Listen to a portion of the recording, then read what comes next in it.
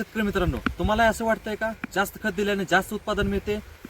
तर तुमचंही उत्तर जर हो असेल तर हा व्हिडिओ शेवटपर्यंत बघा, कारण हीच एक चूक हजारो रुपयांचे नुकसान करून देत असते. आता वावर कट्टा, शेतीच्या चर्चेचा कट्टा. आज आपण अशा विषयावर चर्चा करणार आहे की प्रत्येक शेतकऱ्यांच्या हा जवळचा विषय आहे, खत नियोजन. खत म्हणजे काय? पिकाचं अन्न. जसं माणसाला योग्य प्रमाणात अन्न लागतं तसंच पिकाचं काय? पिकाचं आहे. जर एकाच वेळी जर माणसाला 10 ताटं जेवणाला दिली तर त्याचं पोट बिघडते. तसंच काही पिकाचं आहे. जास्त खत दिल्यामुळे मातीतील क्षाराचं प्रमाण वाढते. जास्त क्षार झाल्यामुळे पाणी मुळे उचलू शकत नाहीत. मुळे कदाचित जळू शकतात. जर मुळे व्यवस्थित नसतील तर पिकांचं पोषण कसं होणार? ते वापरल्यामुळे पिकांची असंतुलित वाढ होते.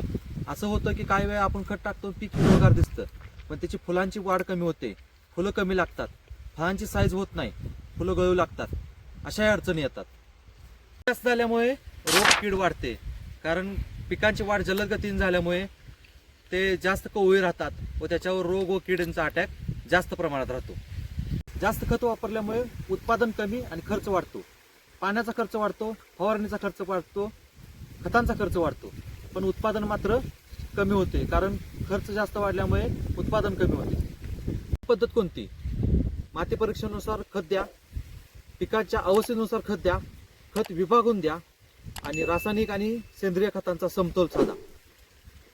तुम्ही कोणत्या पिकात कोणते खत आणि किती प्रमाणात वापरता हे नक्की या व्हिडिओच्या कमेंटमध्ये कळवा. हा व्हिडिओ आवडला असेल तर लाईक करा, सबस्क्राईब करा आणि शेअर करा. आपण पुढच्या भागामध्ये शेतकरी जास्त चुका कोणत्या करतात या विषयावर बोलणार आहोत.